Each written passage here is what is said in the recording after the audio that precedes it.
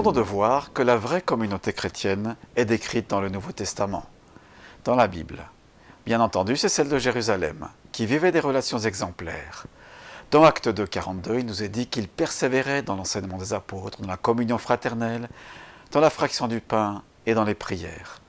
La crainte s'emparait de chacun d'eux, et il se faisait beaucoup de prodiges et de signes miraculeux par l'intermédiaire des apôtres. Tous ceux qui croyaient étaient ensemble, et ils avaient tout en commun.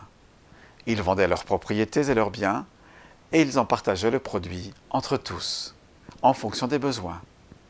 Chaque jour, avec persévérance, ils se retrouvaient, d'un commun accord, au temple. Ils rompaient le pain dans les maisons, et ils prenaient leur nourriture avec joie et simplicité de cœur. Ils louaient Dieu et avaient la faveur de tout le peuple. Le Seigneur ajoutait chaque jour à l'Église ceux qui étaient sauvés.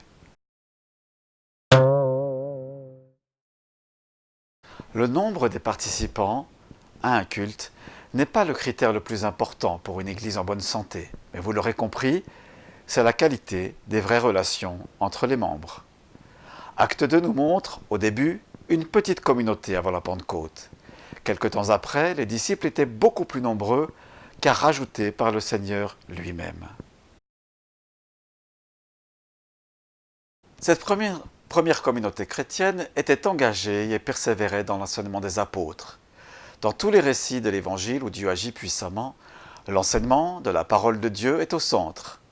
Les croyants en étaient saturés.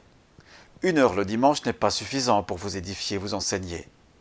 Sachez qu'au début de l'Église libre, les croyants se rencontraient 1 fois par jour à la fin de leur journée de travail. Ils passaient du temps, 1 heure et demie, dans l'étude et la prière. Bien sûr, étudier la parole de Dieu, ça demande du temps. Au jour d'aujourd'hui, nous sommes stressés. Ne devons-nous pas faire plus de place dans nos agendas pour cela? Encore une fois, étudier la parole de Dieu prend du temps, mais c'est indispensable. Nous sommes appelés à reconnaître au milieu de nous le ministère d'enseignant, à le libérer, afin qu'il puisse édifier le peuple de Dieu et comprendre la parole de Dieu.